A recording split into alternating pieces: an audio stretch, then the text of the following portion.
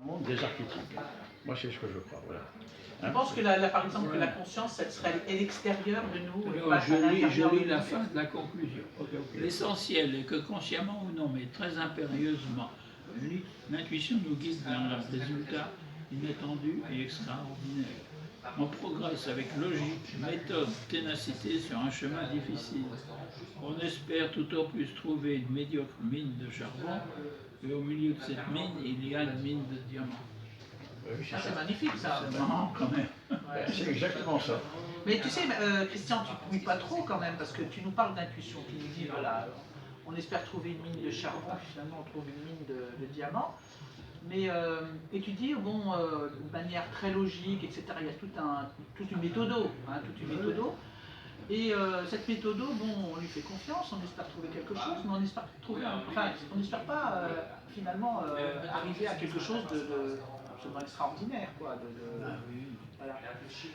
Et alors ça, tu l'expliques comment? Ah, mais ça, je ne sais pas.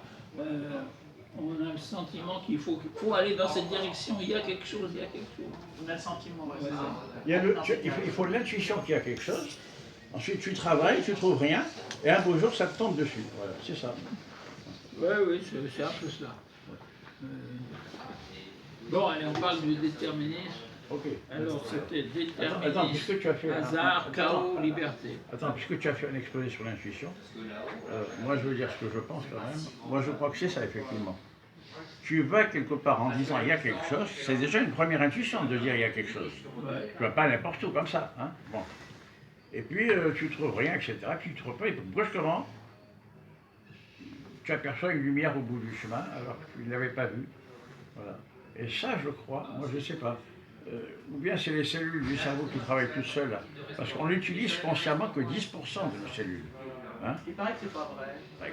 On a 100 milliards de cellules cérébrales et on a, je crois, on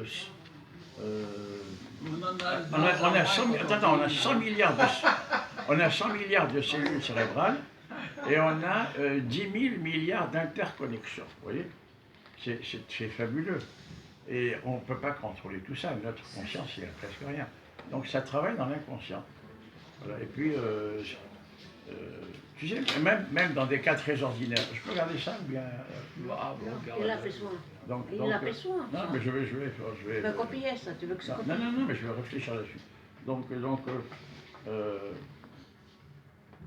je pense que c'est ça. Maintenant, il y a une autre possibilité, c'est que la vérité existe autour de nous dans un monde invisible et que faire travailler ton cerveau, c'est pas trouver quelque chose par toi-même, mais c'est lui apprendre à, comment dirais-je, à se mettre en accord avec ce qui existe déjà dans le monde invisible. C'est comme une radio, tu cherches la fréquence, c'est pas la radio qui crée la musique. Mais si elle est bien faite, c'est pas ça que je t'en donne. Nous voilà chez Platon. Voilà. Si la radio est bien faite, en tournant le bouton, tu arrives à écouter une musique. Voilà. Mais la musique, c'est pas la radio qui l'a créée. Elle est déjà. Mais la radio capte la musique. Et bien, ton cerveau est peut-être capable de... Ça veut dire exactement. En fait, ça serait un récepteur. Quoi. Non, mais ça, il a raison. C'est du platonisme. Ce sont les idées platoniciennes qui existent en dehors de nous. Et nous, on peut les capter ou ne pas les capter. Je crois que c'est ça. C'est très platonicien. La question sur la conscience, est-ce que la conscience est quelque chose qui est créé par notre cerveau ou est-ce que c'est quelque chose qui est extérieur à nous? C'est ça. Alors j'ai eu une grande discussion avec mon ami André Bastenberger qui est philosophe et qui croit évidemment pas du tout que c'est extérieur à nous. Mais je lui ai dit, mais si un jour, alors voilà ce qu'il m'a dit, si un jour tu reçois une barre de fer sur la tête, tu verras que tu n'auras plus conscience de rien du tout. Et moi, je lui ai dit, mais tu confonds l'émetteur et le récepteur, en fait. Le cerveau, s'il ne fonctionne pas, c'est comme un récepteur qui ne marche plus. Ça ne veut pas dire pour autant que... Voilà. C'est comme une radio, tu lui faut un coup de marteau, elle ne marche plus. Alors maintenant, à titre purement anecdotique, ça plaira à Christian, les médailles du CNRS, il y a 3 catégories. La médaille de bronze, en général, c'est pour de très bonnes thèses. La médaille d'argent, c'est pour des travaux exceptionnels, et la médaille d'or, c'est l'antichambre du prix Nobel. Dans chaque médaille, il y a une phrase d'Henri Poincaré. La conscience n'est qu'un éclair au milieu d'une longue nuit, mais c'est cet éclair qui est tout. Tiens, voilà la suite. Le point carré, c'est sur toutes les médailles du CNRS. Il faut méditer sur cette citation. Hein. C'est vraiment passionnant. Ce que tu disais, Pascal a dit quelque chose me rappelait une conférence, et puis d'autres textes également, de Lionel Nakache, qui effectivement partage cette idée qu'on utilise non pas 10%, mais la totalité du cerveau, à chaque fois. Et il y a des expériences qui suggèrent cela. En particulier, pour qu'on ait conscience de quelque chose, il faut qu'il y ait un double mouvement de stimulation des neurones qui part de, par exemple, dans le cas d'une affiche, par exemple, que l'on regarde, ça part de l'arrière du cerveau. Là, il a fait l'expérience, ça se voit. Et ça utilise, il y a une vague qui semble, comment dire, se propager sur la totalité du cerveau, de l'arrière à l'avant, puis revenir en arrière. Et c'est seulement lorsque ce double mouvement se produit, conférence de Lionel Nakache d'il y a 5 ans à peu près, à l'amphithéâtre du Fond, c'est à ce moment-là qu'il y a conscience. Jusque-là, on avait une autre idée, c'était il y a conscience lorsque 3 régions du cerveau simultanément sont impliquées. Ça, c'est les vieilles idées de Charcot. Non, il n'y a pas contradiction, parce qu'effectivement, dans chaque mouvement que tu fais, je pense que là, c'est tout le cerveau qui est mis en branle. Le cerveau fonctionne de façon holographique, ça a été démontré par Karl Pribram, prix Nobel de médecine et de physiologie. Avant, on était bon. Alors, il y a des aires spécialisées, mais dans chaque mouvement, c'est tout le cerveau. Mais attention, tout le cerveau, ça ne veut pas dire chaque cellule avec tous ses dendrites. Hein? Parce que, il y a 10 000 milliards de connexions. Ça veut dire qu'il y a toutes les aires du cerveau sont en branle, mais dans chaque aire, il n'y a une infime partie des potentialités. C'est ça que je veux dire. Lionel Nakache ne dit pas le contraire. Les deux vagues, Je ne connais pas ce mec. un neurologue. Les deux vagues ne concernent pas nécessairement chaque neurone. On peut même penser que c'est le contraire d'ailleurs. Exactement. Effectivement, c'est vrai. C'est la globalité du cerveau qui est mise en compte, mais pas chacune des cellules dans les deux vagues en question. Bien sûr. Il y a quand même quelque chose, toujours là je crois ne pas trahir, là je suis pas sûr, là je ne cite pas un texte en particulier, je ne pense pas trahir la pensée des neurologues actuels, y compris de Lionel Nakache, en disant ça, la conscience a un rythme qui est obligatoirement plus lent que celui des phénomènes neurologiques eux-mêmes. Je veux dire, je lève la main pour demander la parole, j'ai conscience de lever la main pour lever la parole. Et je n'ai pas la conscience de toute la complexité de tout ce qui se fait, y compris au niveau musculaire d'ailleurs, pour faire cela. Non seulement c'est vrai, mais il y a même comment dirais-je, des ondes cérébrales qui appartiennent à différentes catégories. Alpha, bêta, delta, epsilon, etc. J'en viens donc, d'accord, et j'en viens donc à ce moment-là à cette idée d'intuition, parce que c'est là que je voulais en venir en fait. C'est-à-dire qu'il se produit des phénomènes neurologiques, y compris ayant une portée intellectuelle, dont nous pouvons très bien n'avoir pas conscience, parce qu'ils sont beaucoup plus rapides que disons, il y a ce qu'on appelle le cerveau droit et le cerveau gauche, habituellement, c'est-à-dire le cerveau droit, ce qui permet par exemple de reconnaître un visage, et le cerveau gauche, c'est le cerveau procédural explicite.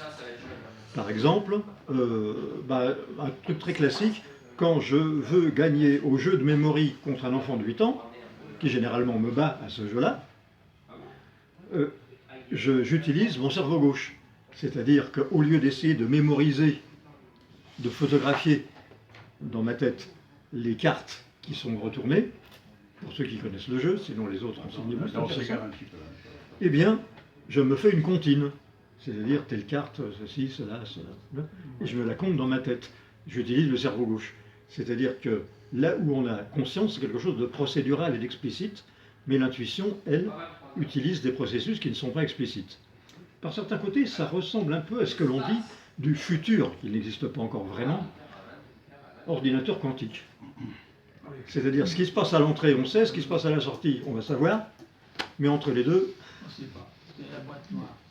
à titre indicatif, le Je cerveau droit, c'est la termine. musique. J'aimerais ça, bien ça, que- ça. j'aimerais bien que Christian Allez, reprenne. allez, Et on sa termine. question, On termine et on Je peut termine cette histoire sur l'intuition par un petit détail qui est très joli. Combien de... Tu parles un peu plus fort, Christian, parce que c'est vrai que dans la vidéo, quand j'essaye d'écouter, j'entends une toute petite voix. Ça serait bien que tu parles un peu plus fort. Ou alors je vais ramener un micro. Pour qu'on puisse t'entendre la prochaine fois. Combien de points sur le cercle de rayon racine de n et de centre l'origine dans un plan euclidien? C'est le plus simple. Hein. Alors, c'est assez évident, assez étonnant. On écrit le nombre n en facteur, en sa décomposition en facteur premier. On groupe ces facteurs en trois parties. N1, c'est ceux qui sont de la forme 4K plus 1. N2, c'est les facteurs 2. Et N3, c'est les facteurs 4K plus 3. Et le résultat est le suivant. Le nombre de points sur le cercle de rayon racine de n est indépendant de N2. Il est nul si N3 n'est pas un carré parfait. Et si N3 est un carré parfait, il vaut 4 fois le nombre de diviseurs de N1. C'est un peu compliqué, mais ça permet d'arriver vite au résultat. Et alors, si N1 est un nombre premier, alors il n'a que 2 diviseurs. Donc, le cercle de rayon racine de N1 a 4 fois le nombre de diviseurs, il a 8 points. Et compte tenu des symétries et du plan euclidien, ça veut dire qu'il n'y en a qu'un seul et tous les autres sont les symétries de celui-là. Bon, ça veut dire qu'un nombre premier de la forme 4K plus 1 est d'une seule façon la somme de 2 carrés parfaits. Vous en répète la phrase. Un nombre premier de la forme 4K plus 1, c'est-à-dire 5, 13, C'est la somme de 2 carrés parfaits. et la somme de 2 carrés parfaits d'une façon et d'une seule. Donc, donne-moi un 5 exemple. égale 4 plus 1, Oui. 13 égale 9 plus 4, 17 égale 16 plus 1, 29 égale 25 plus 4, d'accord, et ainsi de d'accord. suite. Savez-vous qui a trouvé ce résultat? Oui. Bon. C'est Pierre de Fermat. Ah, c'est charmant. C'est pas mal quand même. Non, attends, je prends un exemple. 4K plus 1. Si je prends K égale 5. Non, je prends K égale 11. Ça fait 45. Ah oui, c'est pas un nombre premier, 45. Ah, il faut que 4K plus 1 soit un nombre premier. Oui. Ah, d'accord. Ouais, bon, enfin, il faut les trouver, le nombre premier. Oui, non, mais c'est- Ok, bon, d'accord, laisse tomber. Bon, C'est là qu'on se rend compte de limite quand on n'est pas mathématicien. 4 fois 7, 28. Ah oui, 4 fois 7, 28 plus 1, ça fait 9. Bon, alors, qu'est-ce que tu dis?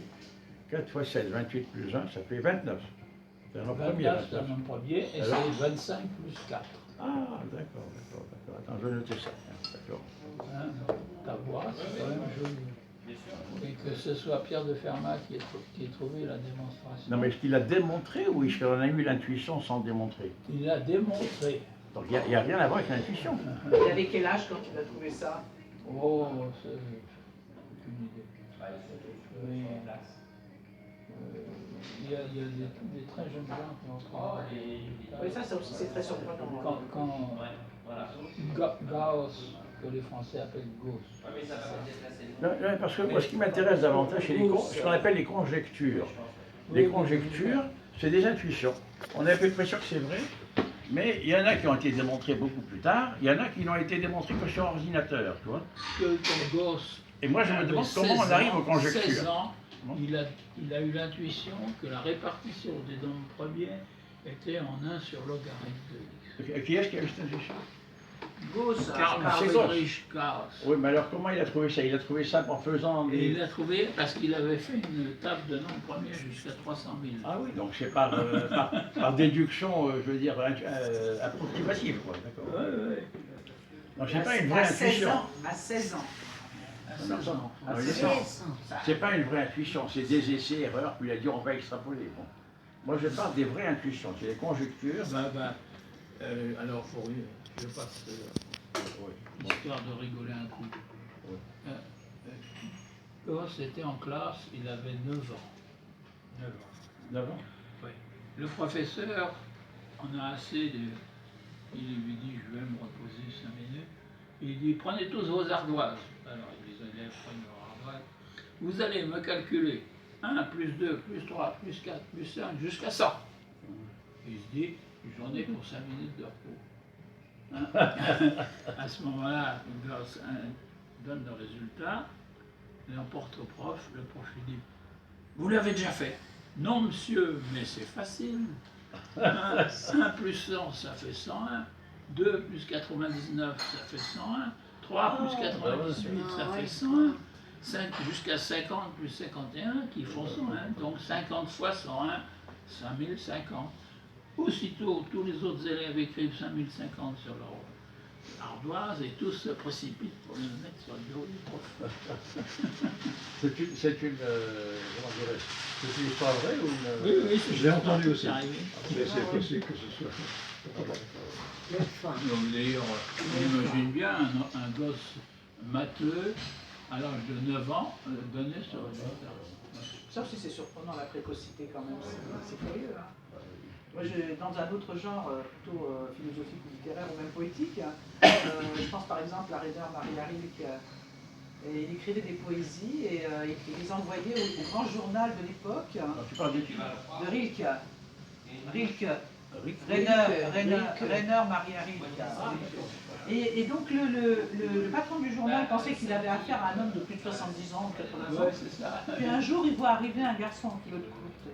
Ça, c'est très bien raconté par Zweig dans la chronique d'un voyageur.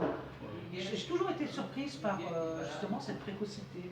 Même les musiciens, tu vois, tu as des grands musiciens très tôt. Ah ben, Mozart, c'est mais pas seulement, tu vois. C'est surprenant cette histoire. Je sais pas. De toute façon, la vie est un mystère en soi. Hein. Est-ce que vous connaissez l'histoire de Mendelssohn De qui? Mendelssohn. Ah, Mendelssohn. Les Français disent Mendelssohn. Oui, ben voilà, je pensais. Attends, il y a 3 Mendelssohn. On pensait tu parles du musicien ou tu parles de. Non, mais jeune musicien prodige. Oui, il est mort jeune. Il y a le professeur de philo, le musicien et le banquier. Hein. Oui. C'est le musicien. 1829. Hein. Il est invité, c'est son vieux prof. Oui. Alors, il arrive et puis il regarde. Il voit une partition ancienne. Il dit, qu'est-ce que c'est? Oh, lui dit le professeur, c'est quelque chose qui n'a pas été joué depuis 30 ans. Son auteur est mort il y a 80 ans. Il est aujourd'hui complètement oublié. C'est bas. Alors, il demande s'il peut examiner ça de près et il est émerveillé. Et c'est comme ça que l'on a retrouvé Jean-Sébastien Bach. On avait complètement oublié Jean-Sébastien Bach. Et c'est Mendelssohn qui a fait jouer la première fois, alors qu'il n'avait pas été, la messe en si. C'est la seule messe dite catholique de Jean-Sébastien Bach, qui est une merveille. Bon. Et c'est Mendelssohn qui l'a retrouvé, qui l'a fait connaître. Avant, il serait tombé dans... Je sais que Mendelssohn avait une sœur qui était musicienne aussi, mais qui a sacrifié sa vie, n'est-ce pas, pour son frère. Alors, il y a une anecdote, ça peut vous amuser. Il y a Mendelssohn, le banquier, qui dit, ben moi, je ne suis pas très connu. Je suis surtout connu par mon père, qui était un grand philosophe, et par mon fils, qui est un grand musicien. Lui, il était entre les deux, c'était le banquier. Je peux parler de terminer. Ah oui, bien sûr. Bon. Okay, bon, Alors,